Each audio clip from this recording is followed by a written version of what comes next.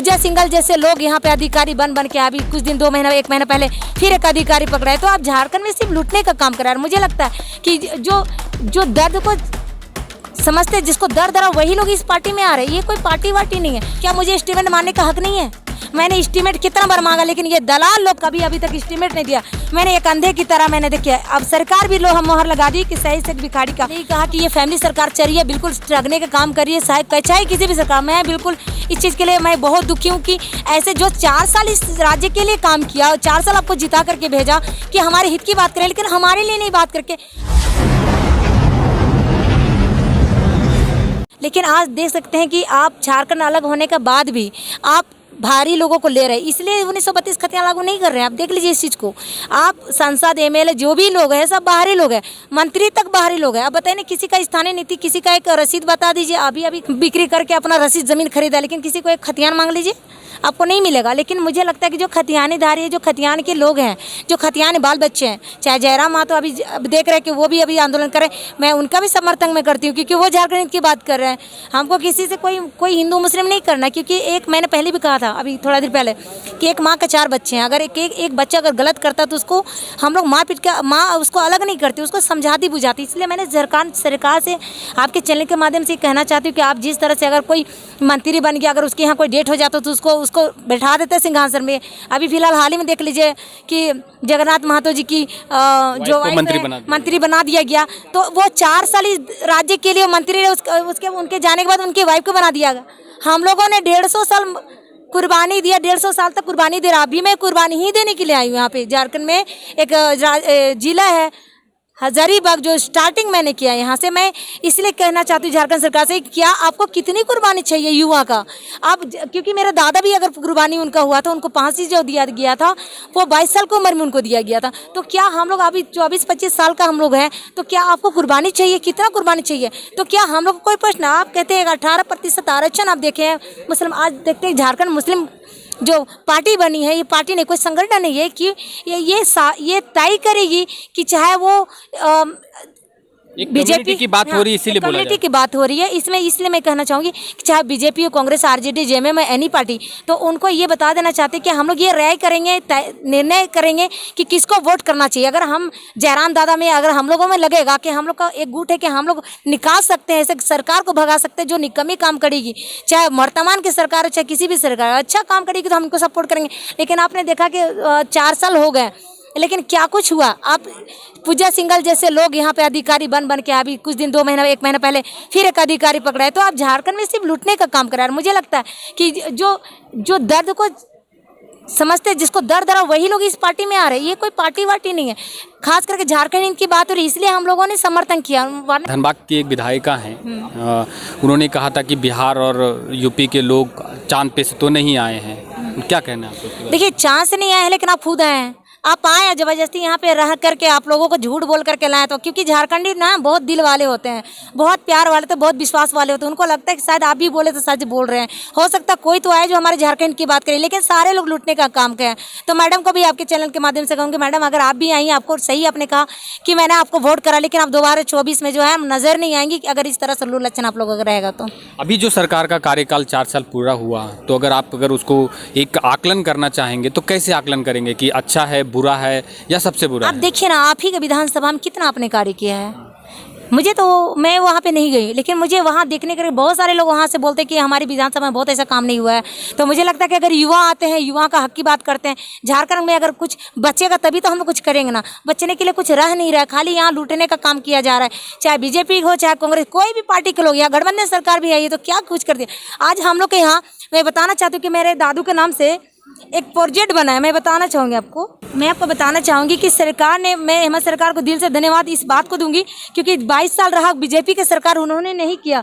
मैंने कहा कि झारखंड में आंदोलनकारी जो है, महान स्वतंत्र सेनानी सही से भिखारी टीका टुमरा जी, जो जय वीरों का दोस्ती आपने बलिदान दिया, और मैंने उसका पर्यटक स्थल के रूप में विकसित करने के लिए मैंने ये कहा था। आप देख सकते होंगे, देख लीजिए इसको। ये मतलब क्या है? मतलब ये एक आवेदन था, मैंने सरकार को दिया था, जिसको स्वीकृत किया गया और ये बन रहा है। लेकिन 4 मार्च 2022 को इसका शिलान्यास मुझसे करवाया गया था, मेरे आदरणीय श्री राजेश कच्छप के माध्यम से। लेकिन अभी तक जब शुरुआत हो रहा, मैंने जो लिखा है कि ये चीज़ यहाँ पे बनना चाहिए, क्या मुझे एस्टीमेट मारने का हक नहीं है? मैंने एस्टीमेट कितना बार मांगा, लेकिन ये दलाल लोग कभी अभी तक एस्टीमेट नहीं दिया। मैंने एक अंधे की तरह मैंने देखिए, अब सरकार भी लोग मोहर लगा दी कि शहीद शेख भिखारी का प्रपोति को स्वीकृत किया जाता है कि भव्य पर्यटक स्थल के रूप में विकसित करना है और वहाँ पे भव्य निर्माण करना है और वहाँ पे पर्यटक रूप में विकसित करके लोग ये जाने कि आखिर इतिहास है क्या, शहीद शेख भिखारी एंड टिकट भीमराव जी, बहुत लोगों को नहीं। लेकिन मैं ये चीज़ बता, क्या मैंने एक अंधे की तरह मैं कह रही हूँ कि मैंने ये चीज़ लिखा है तो मैंने लिखा है, लेकिन वहाँ बन क्या रहा है, आई डोंट नो ये क्या हो रहा है। आपके संज्ञान में नहीं है कि वहाँ पे क्या क्या बन रहा है, क्या होगा, कितने खर्चे होंगे? मैं आपके चैनल के माध्यम से कहूँगी कि मैंने बहुत प्रयास किया कि मुझे एस्टीमेट दे दो। मैं जानना चाहती हूँ कि वहाँ कितना MM का छड़ लग रहा है, कितना MM का क्या कुछ हो रहा है, क्या मुझे ये भी अधिकार नहीं है? कहाँ पे ये है? ये आपका जहाँ पे मेरे दादू को फांसी हुआ था, ये आपका चुट्टू पालू घाटी पे है जी। हाँ, तो यहाँ पे बन रहा है, देखिए वहाँ पे, लेकिन अभी तक वो 4 मार्च 2022 को शिलान्यास, अभी देखिए कितना टाइम हो गया, अभी तक बना नहीं है, सिर्फ शुरुआत थोड़ा थोड़ा बना है।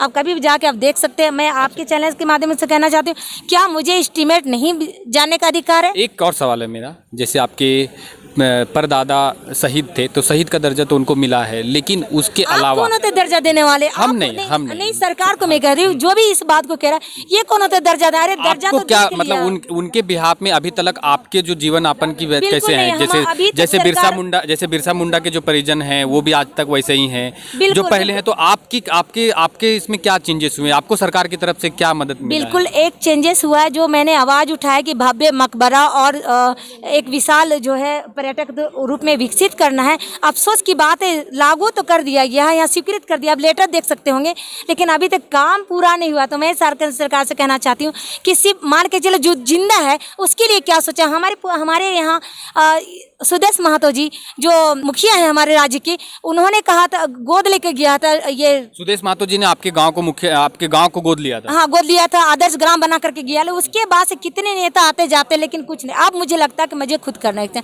सो आई कैन डू इट। मैं कर सकती हूँ, मुझे मालूम है कि इस धरती को कुर्बानी चाहिए, लहू चाहिए, तो मैं बिल्कुल देने के लिए तैयार हूँ। और हमारे साथ युवा बच्चे, युवा भाई बहनें आ रही हैं, और मुझे लगता है कि जिस तरह से झारखंड को छलने का काम किया है, चाहे वो किसी की पार्टी की हो, आज आप देख सकते हैं, तो मैं ऐसे पार्टी को बिल्कुल विरोध करूंगी। अगर हमारी बात मान जाए तो फिर से इनके सरकार में स्वागत है। इनके साथ बच गया तो 1 साल में हो सकता है कि कुछ करे। तो क्या हर साल ये मैं जानना चाहती हूँ कि क्या जो शहीद हुए उनके लिए कर रहे हैं, तो जो जिंदा है उसके लिए क्या? अभी 18% आरक्षण आप देख सकते हैं। अभी मुस्लिम मंच का गठन, ऊपर देख लीजिए, मुस्लिम मंच का गठन किया गया है, और मैं मुस्लिम मंच की तरफ से पूरे झारखंड सरकार से कहना चाहती हूँ, 18% आरक्षण आपने दिया है मुसलमानों को या अल्पसंख्यक को, तो क्या 13 अभी बोर्ड निगम का जगह खाली है झारखंड ये गठबंधन सरकार पर, क्या हम उस पार्टी में रहेंगे तभी हमें उस जगह पे मिलना चाहिए? सवाल मुझे आपसे, क्या मुझे वहाँ पे हम लोगों को, हमारे यहाँ भाई बहन जितने हैं, क्या उनको ये अधिकार नहीं कि उनको भी बोर्ड निगम में जगह मिलना चाहिए? अधिकार है। अभी ये मसूद्दीन भाई, ये भी तो कांग्रेस का है, इनको भी मिलना चाहिए। तो क्या ये फैमिली सरकार चल रही है? एक गया दूसरा आया।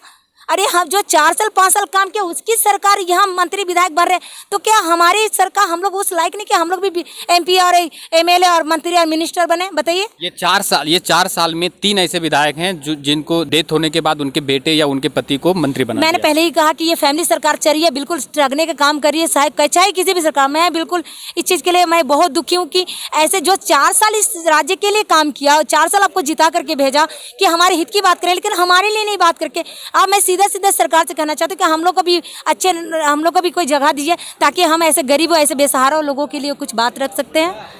आप सुन रहे थे, ये है शहीद शेख भिखारी जी की पदपोती थी।